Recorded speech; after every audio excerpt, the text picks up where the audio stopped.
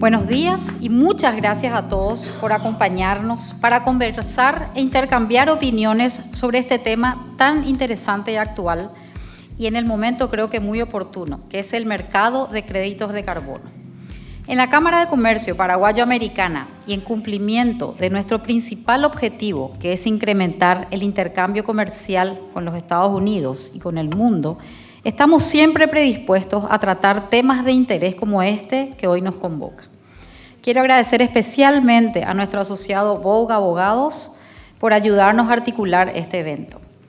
Sin lugar a dudas, el potencial que tiene el Paraguay para operar en mercados de créditos por captura de carbono nos ofrece o nos ofrecerá oportunidades muy interesantes y que deben ser aprovechadas correctamente.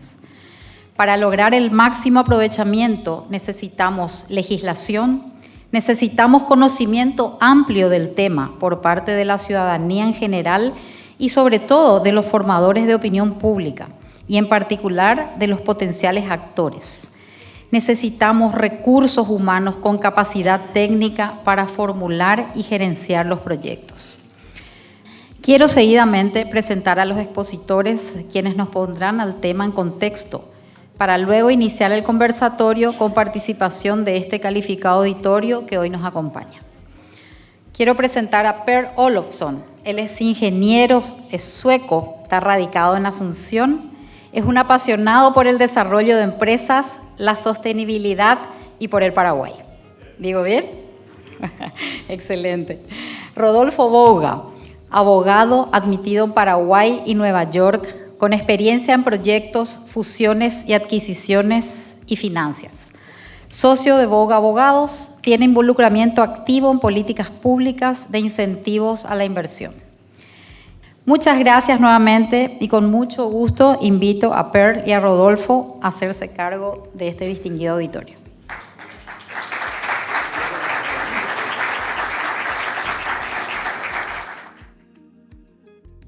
Primero, agradecer a la Cámara por invitarnos hoy, por esta excelente organización y la buena introducción. Bueno, la primera pregunta importante creo que es carbono, ¿qué es realmente? Se habla mucho del tema, es algo nuevo, en muchos casos poco conocido y realmente también es incorrecto el término carbono, realmente son dióxido de carbono, pero eso queda muy largo y muy pretencioso y por eso lo acortamos muchas veces. Entonces, nace todo esto con el protocolo de Kioto en el 97, como una idea de dar un incentivo económico a acciones de sostenibilidad, sobre todo en el tema del medio ambiente. Y para intentar, digamos, incentivar todo lo que pueda reducir o capturar los gases de efecto invernadero. O sea, realmente no es solo el dióxido de carbono, hay otros gases también de efecto invernadero.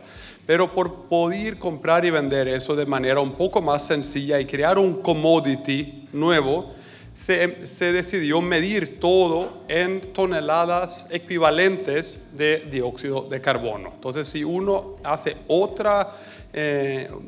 cualquier otra cosa que reduce, se hace una conversión a equivalentes y se habla de captura o reducción. Entonces yo puedo, digamos, reducir mis emisiones de los gases y eso se puede, calcular la cantidad y certificar. O capaz mejor puedo sacar dióxido de carbono de la atmósfera de alguna manera, a través de una máquina o a través de algo que crezca en la naturaleza y eso también se puede cuantificar. Otra pregunta importante ¿es esto algo, digamos, impuesto a nosotros, es regulatorio o es voluntario? Y la respuesta es que aquí en Paraguay es voluntario. Hay otros países en el mundo donde se han puesto reglas por ley que se tienen que cumplir. Eso es diferente en cada país. Aquí no hay ninguna intención que yo sepa que sea regulatorio. Aquí la idea es que sea voluntario para todos. Entonces, si hablamos de los mercados regulados, el más grande con diferencia es el de la Unión Europea, donde por leyes en los países miembros de la Unión Europea se tiene que comprar y vender créditos de carbono si uno no cumple con los objetivos marcados por la ley. Allí participan todos los países de la Unión y también 11.000 empresas. Y para que dimensionemos hay que hacerlo en dinero.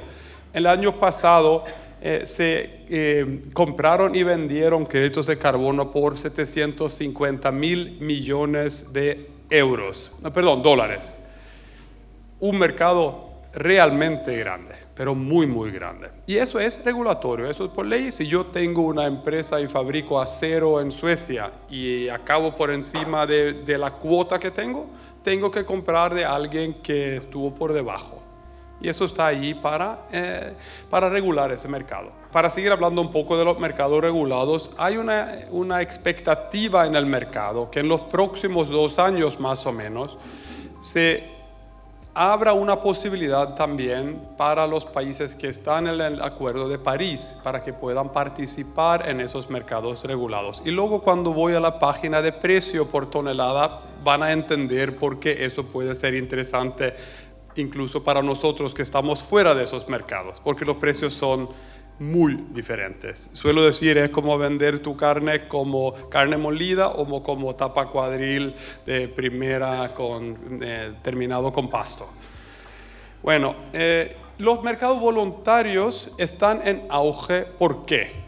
Sobre todo por empresas en Estados Unidos donde los directores generales han prometido que sus empresas van a ser neutros de carbono a partir del 2030, del 2028, del 2035, los famosos pledges de los altos directivos.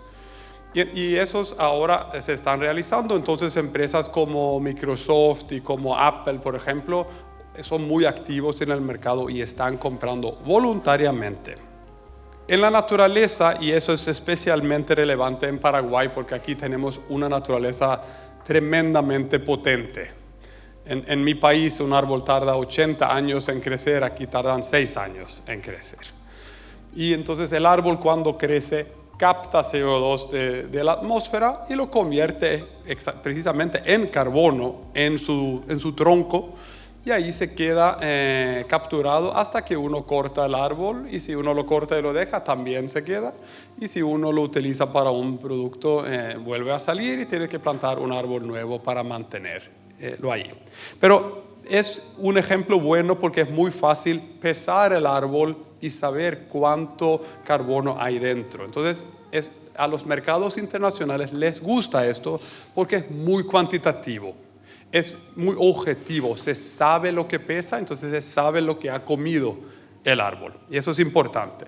Bueno, ¿quién emite estos certificados? No son certificados porque no hay ningún papel, pero este crédito de carbono, ¿quién los emite? Bueno, en los mercados regulados son los países, digamos, y a veces con alguna organización multinacional, y los países son los responsables de auditar y acreditar que son verdaderos. Y en los mercados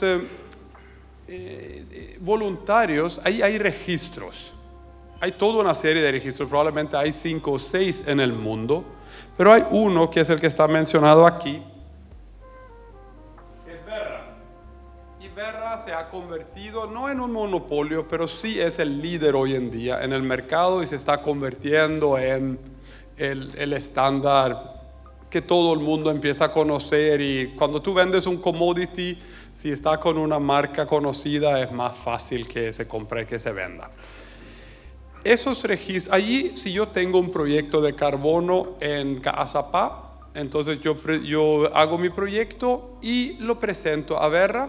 Verra tiene toda una lista de auditores, digamos, acreditados de ellos, que empiezan a mirar tu proyecto. Esto es un proceso bastante largo. Nosotros llevamos 2 años en una de nuestras empresas ahora con el proceso y todavía no terminó. Pero capaz tiene sus cosas buenas también porque tiene que ser serio, si no, no sirve para nada. Entonces esos auditores vienen y es igual que cualquier due diligence. Vienen a ver si tú has hecho lo que realmente pusiste en tu proyecto. Luego, una vez aprobado, tu proyecto está en el registro y esa organización, en este caso Verra, emite créditos de carbono por el peso de tu árbol, si hablamos de forestación. Si tú has capturado 8 toneladas de carbono en tus árboles, te emiten 8 bonos. Y ahí tienes una cuenta, igual como que si fuera en el banco, y ahí están tus créditos. Yo lo puedo vender a Rodolfo, y entonces yo paso a su cuenta, igual que de mi cuenta de bancaria que a la suya, y él me transfiere dinero o el trueque que hagamos, capaz tapa cuadril, en el caso de Rodolfo. Parece abstracto, pero al final termina a ser un número en la cuenta que es algo vendible. ¿Y quién compra entonces? Bueno, ya comenté un poco. En los mercados regulados, ahí son los países y las empresas reguladas por ley que tienen que comprar y vender. Es sencillo también. Y en el mercado voluntario, ahí son empresas que hacen esos, hay 2 tipos. Yo digo, la aerolínea es un tipo. Cuando uno compra un billete con Delta, aparece ahí al final, si usted quiere que sea neutro de carbono su viaje a Miami, va a costar $42.86. ¿Quiere o no quiere? Si yo aprieto quiero, entonces Delta se compromete a comprar créditos de carbono que equivale las emisiones de mi viaje. Sencillito. Otros son los Apple y los Microsoft que dicen, nosotros como empresa vamos a neutralizar nuestra huella de carbono, primero reduciendo nuestras emisiones, pero lo que no podamos reducir vamos a comprar. Esos son los 2 tipos, digamos, Delta o Apple. ¿Cuáles son las tendencias en este mercado? Y van a ver en la próxima página de los precios que las tendencias no son ninguna tontería, son muy, muy fuertes. Una de las tendencias que creo que está poco entendida todavía, pero para mí es lo más importante ahora, y luego podemos profundizar en por qué, es que los mercados voluntarios están empezando a ser igual y yo creo que pronto más exigentes que los regulados por países. Y no es nada raro. Normalmente el mercado privado, cuando hay una demanda del mercado, se empieza a autorregular y a veces va más rápido que los países que nos cuesta un poco más ponernos de acuerdo. Entonces eso es muy importante. O sea, antes se hablaba de voluntario como algo ligerito que era fácil comprar y vender, ya no es así. Si tú no cumples por lo menos con lo regulado y probablemente más, nadie te va a comprar tus créditos, o por lo menos no va a pagarte bien, te va a pagar por carne molida y no por tapa cuadril. Se aprecia, la segunda también es súper clara, aunque bien se mide todo en la tonelada, no se vende por el mismo precio, otra vez lo mismo que la carne, pesa lo mismo 1 kilo de carne molida que 1 kilo de tapa cuadril, pero el precio es muy distinto. ¿Por qué? Porque hay otros aspectos que nos gusta más. Y en el crédito de carbono son los co-benefits. O sea, otros beneficios, que son, por ejemplo, programas sociales. Entonces, si tú miras los proyectos ahora, suelen tener programas para la comunidad indígena, para la igualdad entre hombre y mujer, para la educación de la gente, creación de puestos de trabajo con sueldos que siguen los reglamentos y demás. Eso se aprecia muchísimo. Y el otro componente que es igual o más importante es la biodiversidad.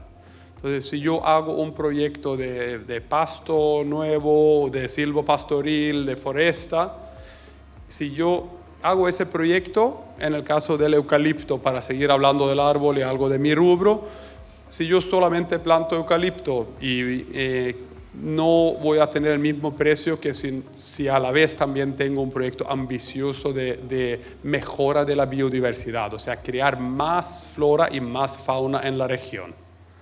Y esos son los toquecitos y son muy importantes a nivel de lo que se paga. Te puede multiplicar el precio de tu crédito por un factor 4 o 5.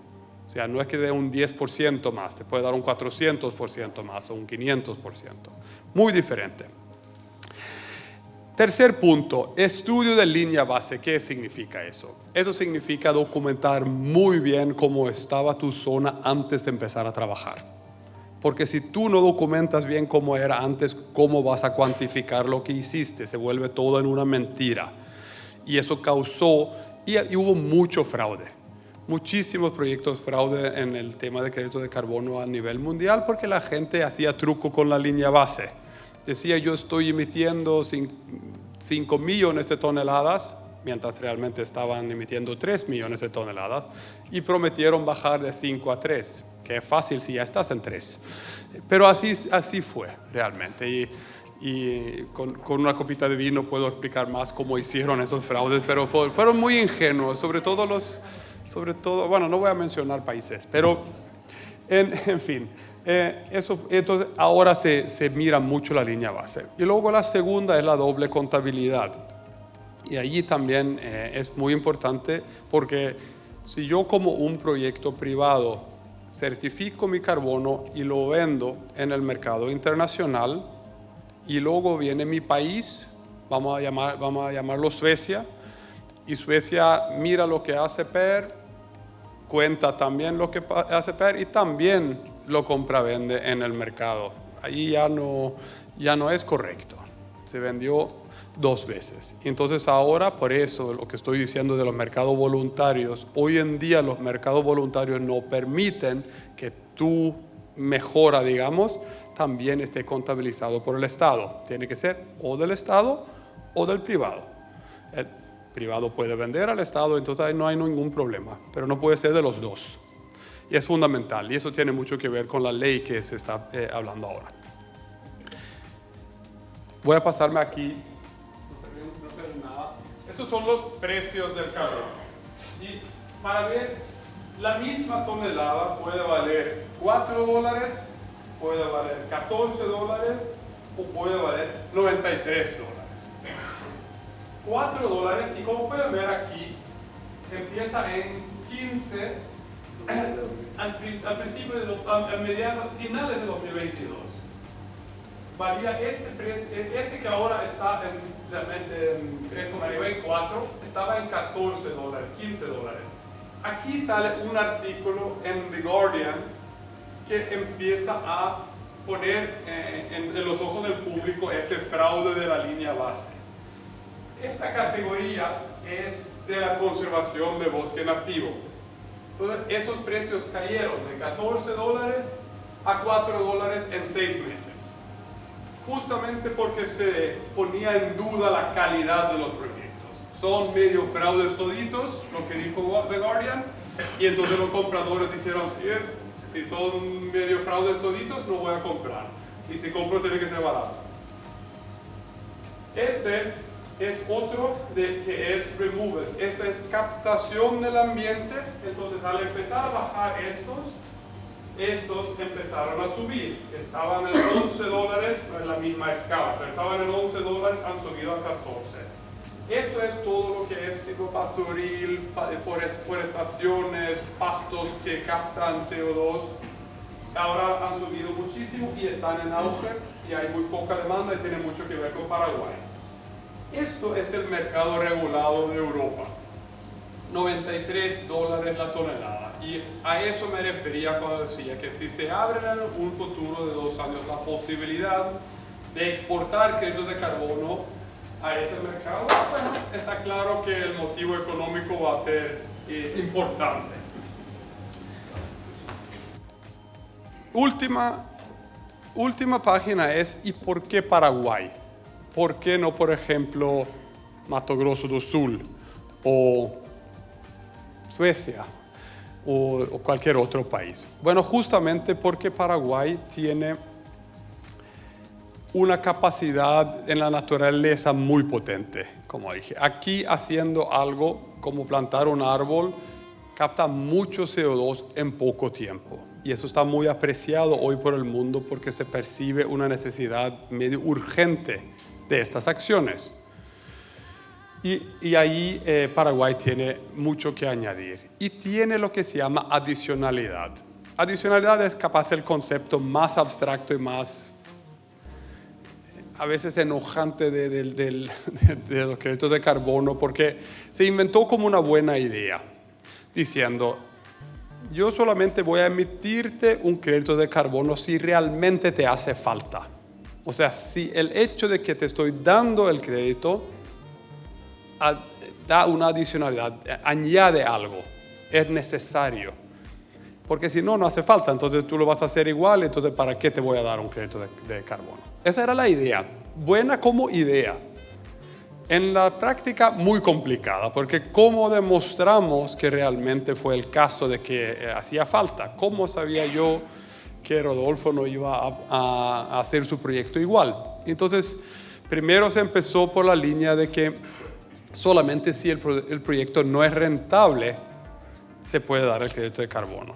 Consecuentemente, todos los proyectos que entraron eran malos. Y eso no es muy sostenible a largo plazo. Si algo no es rentable, pues no va a funcionar al final. Va a funcionar durante un tiempo con el crédito y luego ya no. Entonces se cambió de eso a barrera de entrada. O sea, hay algo en ese país o ese departamento que hace que no se hace sin un incentivo extra. Y allí es donde está el truco para Paraguay. Porque Paraguay no desarrolló todavía este sector que capta mucho crédito de carbono y por eso Paraguay tiene adicionalidad. Ahora, ¿va a tener adicionalidad dentro de 10 años? Probablemente no, porque Paraguay va, como sabemos, por un buen camino y queremos todo que vaya aún mejor. Entonces, probablemente es ahora y no después. Y eso es importante acordarse también, que no es un tema para dormirse 10 años y luego empezar a pensar. Esto está ahora. Y como dije antes, la fuerza de la naturaleza lo hace especialmente fuerte para lo que es nature-based removals, o sea, captación de carbono en la naturaleza. Y en esa foto se pueden ver varios ejemplos realmente. Aquí está el bosque nativo, que al regenerarse o hacer que haya más biomasa, capta. Plantaciones de árboles que al plantarse donde no había nada, se captura mucho carbono. Y también hay proyectos de pasto donde también se cuantifica la captación. Bueno, con eso termino y pasamos a la segunda parte.